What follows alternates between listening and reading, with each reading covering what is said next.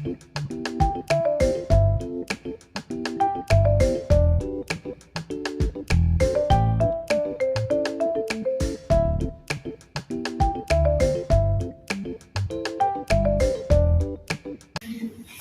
warahmatullahi wabarakatuh. Waalaikumsalam warahmatullahi wabarakatuh. Sebelumnya saya ucapkan terima kasih atas kesediaan Bapak untuk menerima wawancara kami, dan kami di sini memang tujuannya adalah untuk mewawancara dalam rangka melaksanakan tugas calon ibu penggerak ya di bagian dilema demonstrasi seksual ya.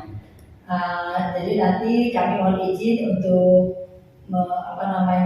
menggali informasi dari beberapa pengalaman Bapak barangkali ya terkait dengan mengambil keputusan-keputusan dalam menghadapi berbagai permasalahan. Perkenalan dulu ya. Nama saya Ayah Habibah. Saya bertugas di SMK SPDU Ciputri, Kabupaten Bandung. Dan selanjutnya ada rekan saya. Assalamualaikum warahmatullahi wabarakatuh. Waalaikumsalam. Perkenalkan, nama saya Dede Irawati. Saya berasal dari SMA Negeri Surabaya. Saya merupakan DPD angkatan 7. Assalamualaikum warahmatullahi wabarakatuh. Waalaikumsalam. Perkenalkan Bapak, nama saya Dewi Nurani. Saya dari SMP Negeri 1 Bandung. Assalamualaikum warahmatullahi wabarakatuh. Perkenalkan Pak, saya Hana dari SMP Negeri 3 Rongga. Assalamualaikum warahmatullahi wabarakatuh. Perkenalkan Bapak, nama saya Dewi Anggraini. Saya dari SPI Cihayu. Assalamualaikum Bapak, perkenalkan nama saya Wulaningsi dari SDN Harapan Mekah, Kecamatan Cisarua. Assalamualaikum warahmatullahi wabarakatuh. Pak, Pangken Abdi Teddy Gunawan di SMK Negeri 4 Padalarang. Assalamualaikum warahmatullahi wabarakatuh. Jadi sudah perkenalan semua. Saya Nanang, kepala sekolah SMA Islam Negeri Bodo Sukma. Baik, semuanya sudah melakukan perkenalan ya. Mudah-mudahan ini menjadikan kita lebih akrab lagi sehingga nanti informasi yang kita gali akan lebih mengena gitu ya Pak. Baik Bapak, saya akan mengawali pertanyaannya. Yang pertama, selama ini bagaimana Bapak dapat mengidentifikasi kasus-kasus yang merupakan dilema etika atau bujukan rumah? Jadi berdasarkan pengalaman Bapak gitu. Di sekolah saya atau sekolah manapun ada permasalahan itu seperti biasa. Cuman dari permasalahan tersebut dipilah-pilah di sekolah saya ya. Segmennya ya paling dari murid atau dari guru. Nah, berdasarkan dari dilematika atau bujukan moral, saya tidak lagi untuk bagian itu bujukan moral. Dilematika ya pasti ada juga, ada, dan bahkan itu lumayan menyebabkan energi bagaimana mengatasinya. Jadi di cara membelanya ya seperti itu. Jadi dipilah-pilah ya. Kalau dilematika jelas itu dua-duanya benar, tapi kita timbang dari yang benar itu yang maslahatnya, yang manfaatnya lebih banyak. Timbangnya juga jelas menggunakan dasar-dasar hukum kita.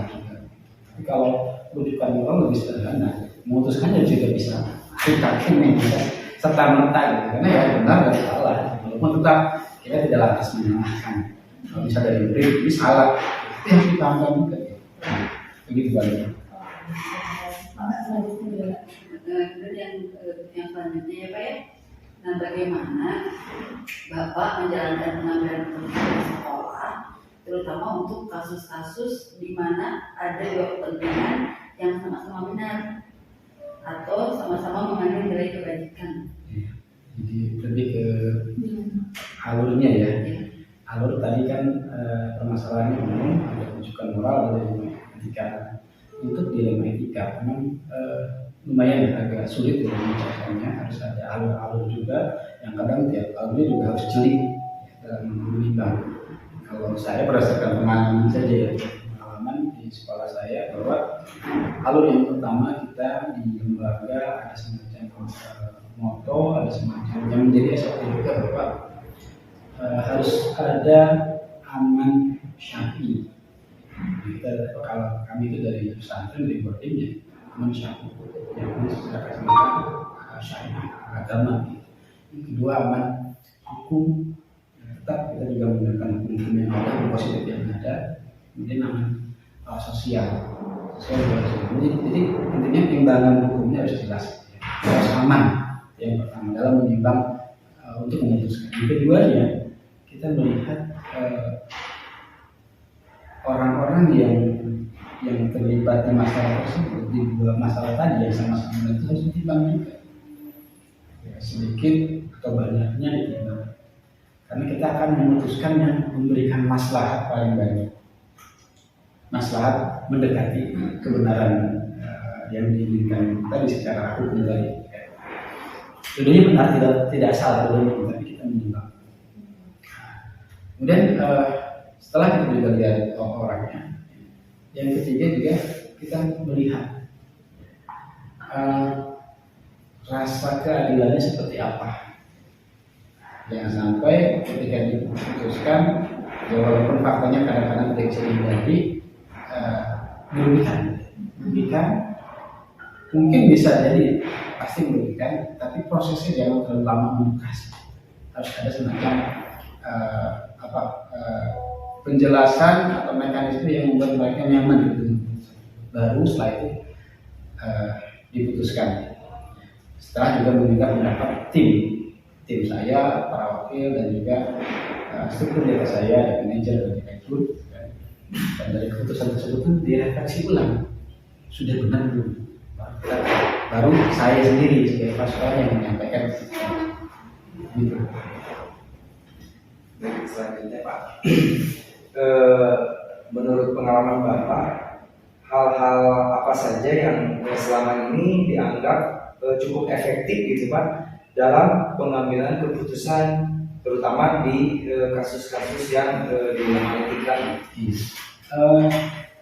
yang terbaru ini sangat dan sekarang juga masih dalam tahap akan memberikan keputusan.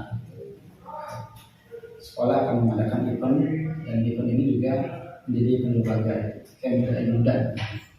Ada versi kita sudah ada SOP, hal-hal yang paling efektif itu adalah SOP sih.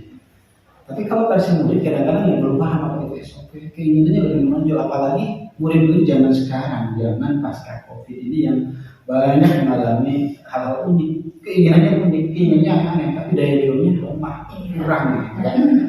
Nah, kita juga kadang-kadang pengen sih mendengar suara mereka, pengen sih sesuai dengan zaman mereka, tapi kalau segala sesuatunya terlalu ikut mereka, tidak mendidik daya jualnya, ya akhirnya kita juga ambil keputusan yang sesuai SOP dan itu lebih efektif. SOP ini juga berlaku di tahun-tahun sebelumnya ketika mereka juga mengatakan atas nama teman-teman yang banyak, itu juga bisa menjelaskan. Kita juga mengatasnamakan para alumni yang juga banyak menggunakan SOP ini di generasi begitu. Ya, yang berikutnya Pak, kira-kira selama ini hal-hal apa saja sih yang menjadi tantangan Bapak dalam melakukan pengambilan keputusan, terutama berkaitan dengan kasus-kasus yang di 5 etika? Iya, ya yang terbaru memang tantangannya berbeda-beda, tapi hampir sama sih. Tantangannya ya kebanyakan dari pola pikir yang berbeda, apalagi zaman pasca COVID ini, apa yang dipikirkan oleh murid, bahkan mungkin sebagian guru yang masih muda-muda itu kadang-kadang semacam istilah generasi strawberry gitu kan, unik, menarik, tapi lemah gitu. Tantangannya gitu. Tapi kita juga tidak boleh menjudge menghakimi bahwa mereka lemah gitu. Kita harus kuatkan mereka gitu. Harus bangkitkan mereka. Jadi tanpa harus udah lemah, kata-katain lemah juga lemah gitu. Tantangannya luar biasa, terutama pasca COVID ini. Itu tantangannya dalam ya menurut kita juga nggak salah, apa yang diinginkan mereka itu nggak salah sebenarnya, dengan zaman sudah sesuai gitu. Tapi kita juga punya timbang-timbang yang lain, tadi salah satunya, sehingga kita juga dengan tantangan yang ada tetap jalan terus gitu. Jadi gitu. Berikutnya Pak, ketika menangani berbagai kasus tersebut, apakah Bapak punya jadwal tertentu atau tempat tertentu untuk menanganinya? Iya. Kalau secara umum ya, kalau permasalahan secara umum ada jadwalnya. Saya ada tim ya, hari itu ada apel, tapi seminggu sekali. Tiap hari Selasa saya ada ngumpulin semacam bukan mengambil dari kotak surat atau dari masukan dari perwakilan kelas atau perwakilan OSIS yang langsung ingin mengenal dari diskusi langsung dengan saya. Walaupun belum serta merta memutuskan, saya tangkap dulu kalau berdasarkan waktu yang ada, saya tampung dulu. Kan dalam memutuskan yang melibatkan tim saya bersama para wakil. Ya. Nah, terus setelah itu dijawab. Ya. Tapi ada jawabannya secara umum, ada juga jawaban secara spesifik. Gitu. Tapi tadi permasalahan itu umum ya. Tapi kalau untuk dilema etika, saya akui memang tidak punya jadwalnya.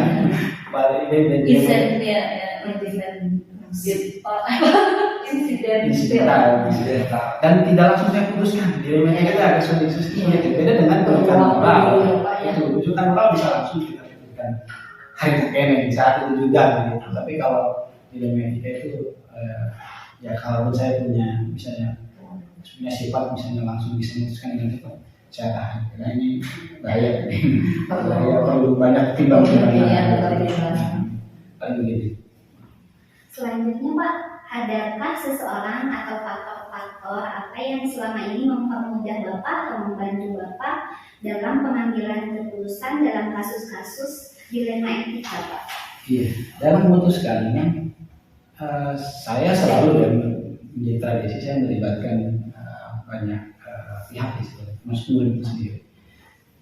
Tapi untuk hal-hal yang dilema etika biasanya memang secara spesifik khusus saya melibatkan ya para wakil, terutama wakil kesiswaan dengan moral ya, dengan etika.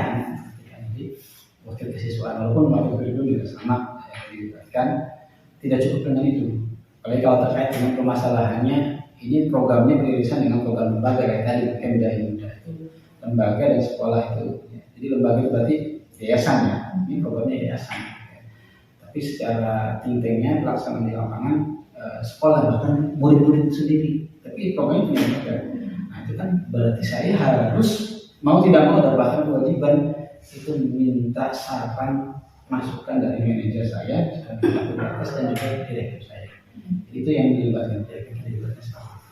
Iya Pak, untuk pertanyaan terakhir dari semua hal yang telah disampaikan, pembelajaran apa yang Bapak bisa petik dari pengalaman mengambil keputusan dilema etika? Iya, terkait dengan pembelajarannya ya, saya merasa memang harus banyak belajar sebenarnya. Saya banyak belajar bagaimana memimpin yang efektif. Bisa memuaskan banyak orang walaupun tidak akan 100%, baik itu murid ataupun guru bahkan orang tua. Ketika berhadapan dengan dilema etika baik dengan murid ataupun guru-guru, hal yang saya dapatkan dari katakanlah coach saya atau guru saya yang sekarang jadi manajer yang sebelumnya di kepala sekolah yang saya amati terus bagaimana saya memimpin, yang saya terapkan itu tarik ulur. Jadi keputusan ini sebelum diputuskan ada tarik ulurnya bagaimana memanage semacam rekayasa sosial gitu kan, agar keputusan ini tidak lantas hitam putih gitu. Karena kan dilema etika jelas bukan hitam putih, jadi tidak hitam putih. Walaupun bagi terutama kalau tadi saya contoh termasuk dari guru bisa jadi dari sisi guru itu hitam putih. Pandangan ini boleh hitam putih. Makanya bagaimana mengemasnya, bro? Itu tidak salah. Mereka punya keinginan, punya pendapat, itu tidak salah. Hanya saja ketika ditimbang-timbang mana yang memberikan masalah yang lebih banyak, dan itu harus kita kemas supaya mereka juga mau menerima itu. Gitu. Ya, barangkali demikian beberapa pertanyaan dari kami. Mudah-mudahan penjelasan dari berbagai pengalaman Bapak dalam menangani kasus-kasus Bapak bisa kami implementasikan baik di permasalahan pribadi maupun permasalahan di sekolah gitu ya, dan mudah-mudahan ini menjadi secercah cahaya gitu ya buat kami, menjadi pencerahan supaya dalam menangani kasus atau permasalahan yang ada di sekolah itu tidak langsung menjudge, tidak langsung memutuskan begitu saja tanpa ada beberapa pertimbangan. Jadi dengan adanya komunikasi seperti ini insya Allah menjadi ilmu bagi kita, dan insya Allah kelak ketika akan menjadi pemimpin institusi, pemimpin pembelajaran, ini akan sangat bermanfaat. Gitu. Jadi terima kasih Bapak atas pengalamannya, terima kasih ilmunya. Mudah-mudahan Bapak sehat selalu, Bapak semakin sukses dalam memimpin sekolahnya, dan doakan juga kami mudah-mudahan bisa mengimplementasikan semua ilmu yang didapat. Terima kasih. Demikian. Assalamualaikum warahmatullahi wabarakatuh. Waalaikumsalam.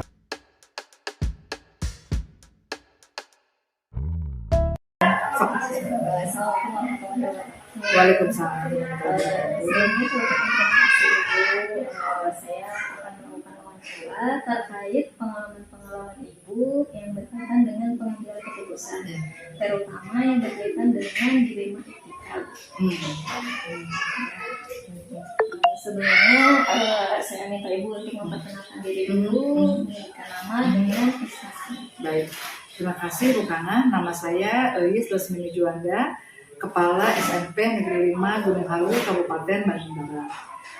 Saya menjabat di SMP Negeri 5 Gunung Halu dari tahun 2018 hingga sekarang. Terkait pertanyaan yang pertama, selama ini bagaimana Ibu bisa mengidentifikasi permasalahan-permasalahan yang terkait dengan dilema etika atau bijakan moral? Baik. Dilema etika memang merupakan tantangan tersendiri di dalam sebuah organisasi, baik itu di bidang pendidikan ataupun di luar bidang pendidikan. Kalau saya khususnya melihat dilema etika yang ada di lembaga pendidikan, saya melihatnya lebih kepada bagaimana seorang guru itu mampu bersikap di tempat dan waktu yang tepat gitu. Jadi etika di sini bukan hanya sekedar bagaimana seseorang itu berperilaku, bagaimana bertutur dan bersikap, tapi etika itu lebih kepada bagaimana seseorang itu menempatkan bagaimana dia harus berlaku seperti apa, kapan dan di mana dengan tepat. Nah, ketika saya melihat ada hal-hal yang cenderung dianggap kurang sesuai, biasanya yang saya lihat itu adalah dengan melihat dulu apakah memang ini merupakan sebuah kebiasaan atau memang itu sebuah insidental atau itu merupakan sebuah ekspresi dari kondisi yang memang misalkan seorang guru itu sedang dalam situasi emosional yang tidak situasi emosional yang mungkin sedang tidak mood atau seperti itu, ya tidak stabil gitu. Nah, ketika menganggap bahwa itu menjadi sebuah karakter yang sudah melekat, disitulah biasanya saya langsung melakukan pengamatan terlebih dahulu, melakukan dulu observasi seperti disampaikan, dan melihat ada di mana itu sebetulnya. Apakah di perilaku, apakah di tindak tutur, atau apakah di secara fisik yang terlihat misalkan dari cara berpakaian dan sebagainya. Nah, dari situ, dari melihat indikasi-indikasi itu, barulah nanti difikirkan tindakan apa yang harus dilakukan oleh seorang kepala sekolah. Seperti itu mungkin. Untuk pertanyaan kedua, Ibu, selama ini bagaimana Ibu menjalankan pengambilan keputusan di sekolah terkait dengan permasalahan-permasalahan tadi yang sudah disampaikan?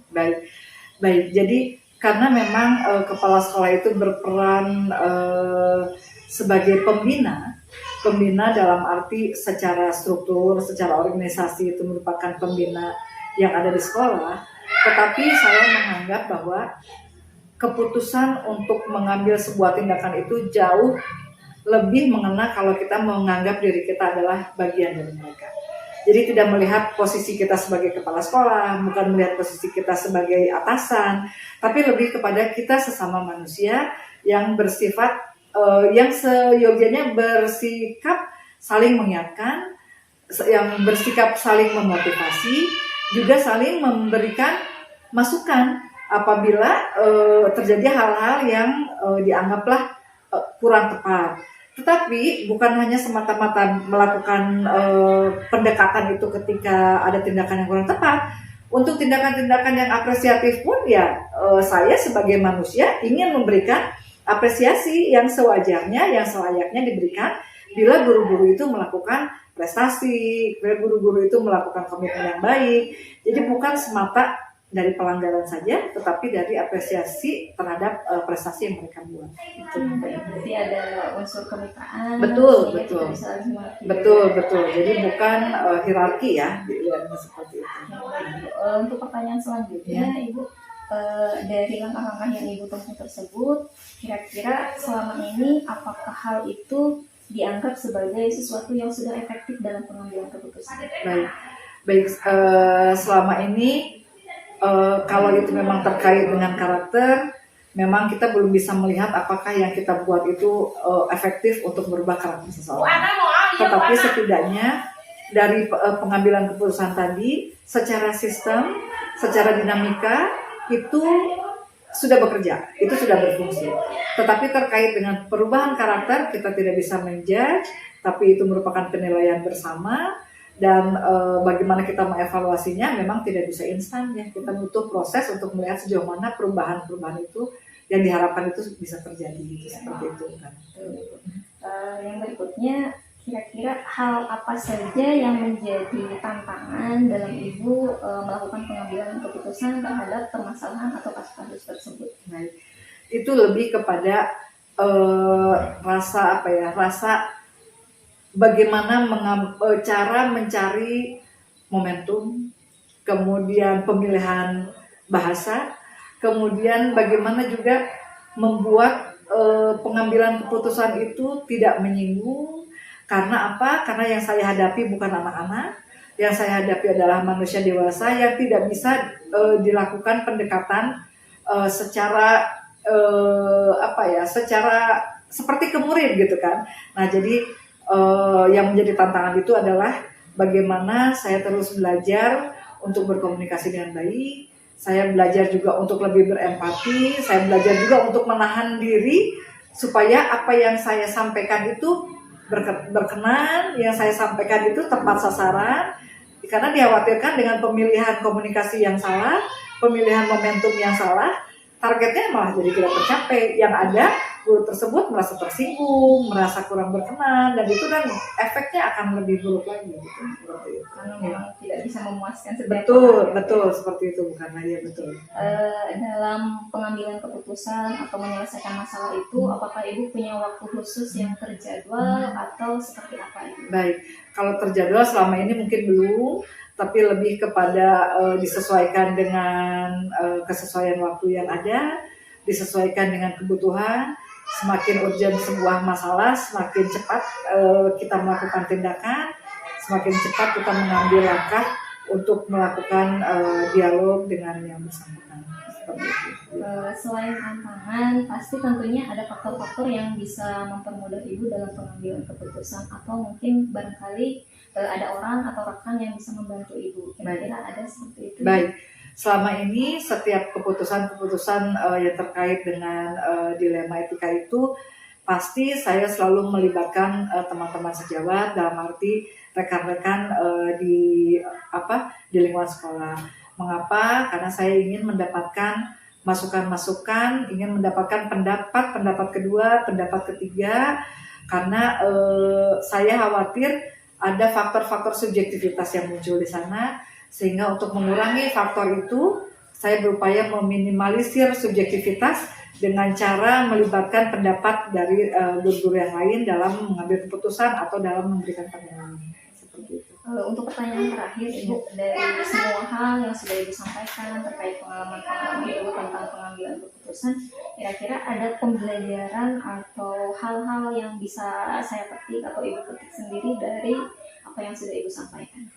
Baik, jadi pada intinya untuk bisa memberikan memberikan keputusan, pengambilan keputusan itu Yang pasti itu merupakan sebuah proses pembelajaran yang tidak akhir. Memahami manusia itu berbeda dengan kita memahami mesin. Jadi pada intinya upaya kita adalah kita juga harus lebih banyak lagi meningkatkan kemampuan kita untuk bagaimana berkomunikasi secara efektif, bagaimana kita bisa berbaur, bagaimana kita bisa bisa menerima pendapat orang lain, bagaimana kita bisa mengakui kalau yang kita lakukan itu kurang tepat, kemudian kita tidak usah malu apabila kita apabila kita diberikan masukan oleh orang lain yang notabene misalkan guru kita atau bawahan kita, selama itu memang baik untuk kita ya harus kita terima. Itu menjadikan sebuah kondisi bahwa belajar itu bisa dari siapa saja, kapan saja, dan di mana saja. Seperti luar biasa sekali Bu. Terima kasih atas pengalaman-pengalaman yang sudah Sama-sama. disampaikan, terutama dalam pengambilan keputusan. Semoga itu juga bisa menjadi bahan saya untuk lebih belajar lagi, Baik. terutama dalam mengambil keputusan dalam pembelajaran. Ya, siap. Terima kasih banyak. Terima kasih Bu. Sama-sama. Selamat sukses terus jadi pembelajar sepanjang hayat. Semangat. Ya. Waalaikumsalam warahmatullahi wabarakatuh. Sami-sami.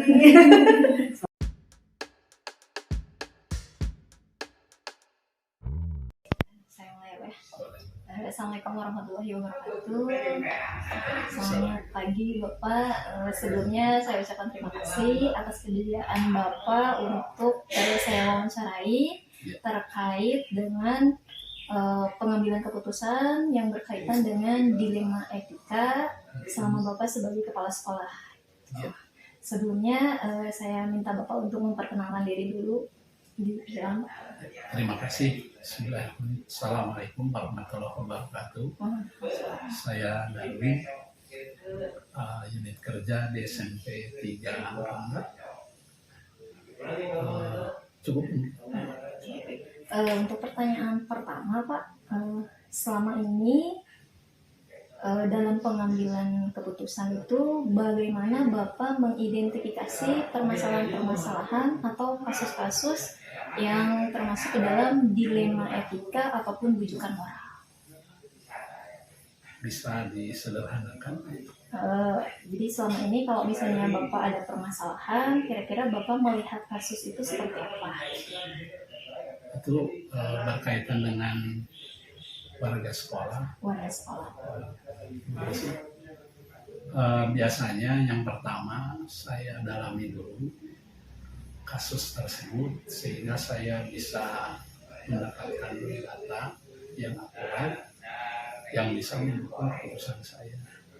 Karena kalau kita memutuskan sesuatu secara terasa rusuh istilahnya, biasanya masalah itu satu tidak akan selesai, yang kedua bisa jadi berkembang masalahnya, dan yang ketiga juga dari sisi waktu kita akan tersita waktu. Jadi itu rentan kita pahami dulu permasalahannya, datanya diambil sehingga ketika kita memutuskan keputusan itu betul-betul bisa menyelesaikan masalah. Baik Pak. Kemudian yang kedua berkaitan dengan bagaimana Bapak mengambil keputusan kalau misalnya ternyata permasalahan itu dirasa dua-duanya itu sama-sama benar atau sama-sama penting gitu. Biasanya kalau dihadapi permasalahan itu kita melihat dari sisi skala prioritas, di mana yang lebih mendesak. Kalau itu ukurannya biasanya tidak akan menjadi dilema buat saya, karena memang kadang-kadang kan dua permasalahan itu bisa jadi sama kualitasnya, tapi ketika kita merujuk ke skala prioritas berarti ada yang didulukan, ada juga yang bisa ditunda dulu, sehingga masalah itu diselesaikan berikutnya, jadi nggak akan ada dampak apa-apa. Itu mungkin. Jadi untuk permasalahan atau kepentingan yang sama-sama penting, Betul. dilihat berdasarkan skala prioritasnya. Kira-kira selama ini yang Bapak tempuh langkah-langkah apa sih dalam pengambilan keputusan tersebut Pak? eh, ya yang pertama mungkin kepentingan, artinya maksudnya kepentingan bersama. Kalau menyangkut masalah pribadi, kita tidak terlalu permasalahkan, karena prinsipnya kalau di satu lembaga yang dilihat itu kebersamaan. Kemudian juga kepentingannya memang ini betul-betul terkait dengan banyak orang atau tidak, itu mungkin. Berdasarkan kepentingan, terutama kepentingan bersama ya. Betul. Dari hal-hal itu kira-kira yang Bapak anggap sebagai langkah yang paling efektif dalam mengambil keputusan itu bagaimana Pak? Langkah yang paling efektif ya tadi ya, kita identifikasi dulu. Kalau sudah diidentifikasi kan Pak ini betul-betul mendesak tidak untuk diselesaikan. Kalau mendesak tidak bisa ditunda kan. Tapi kalau tidak terlalu mendesak, ya istilahnya ditunda dulu lah untuk mencari saat yang paling tepat untuk menyelesaikan. Oke. Pasti dalam mengambil keputusan itu ada pertimbangan, ada tantangan. Kira-kira selama ini yang Bapak alami dalam mengambil keputusan itu tantangannya seperti apa Pak? Pada prinsipnya ya, ketika mengambil keputusan pasti ada tantangan. Karena kadang-kadang kan selaku pimpinan, ego kita suka muncul ya secara tidak sadar gitu ya. Tapi ketika kita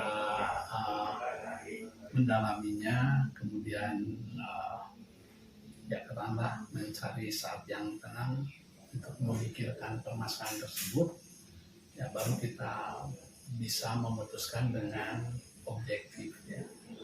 Kalau tadi lah di awal kalau berasa rusuh ya kadang-kadang keputusan itu malah menambah masalah baru.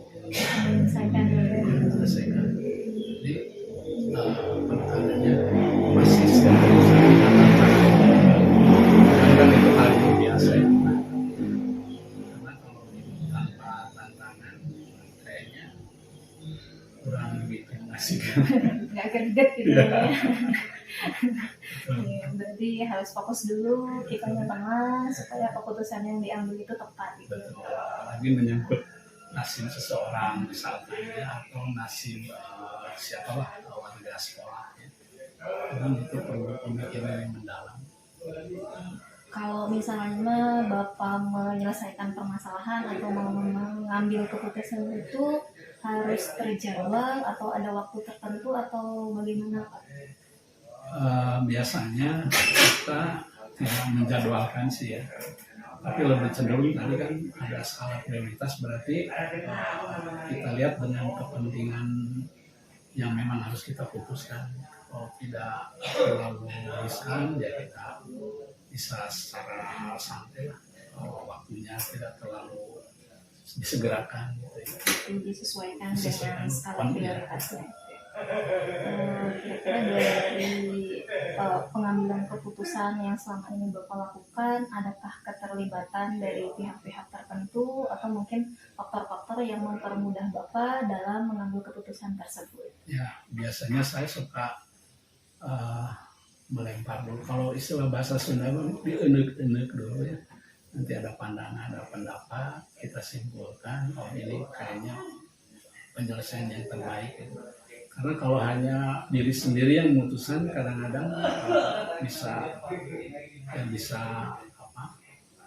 ya buat kita nggak terbiasa lah. Secara pribadi ya kita biasanya melemparkan dulu masalah tersebut, ada masukan-masukan baru kita simpulkan. Kalau memang perlu ada tambahan ya kita tambah, kalau tidak perlu ya cukupkan dari kesimpulan pendapat-pendapat. Berarti diserahkan dulu ke yang lain Ya. untuk mendapatkan masukan. Karena kita walaupun pimpinan kan tidak selamanya apa yang kita putuskan bisa sesuai dengan harapan warga sekolah ya. Ya kita lebih demokratis lah. Karena betul Pak, belum tentu keputusan yang kita putuskan itu bisa sesuai dengan harapan setiap orang. Betul. Karena khawatir lah tadi kan tidak objektif nantinya kita.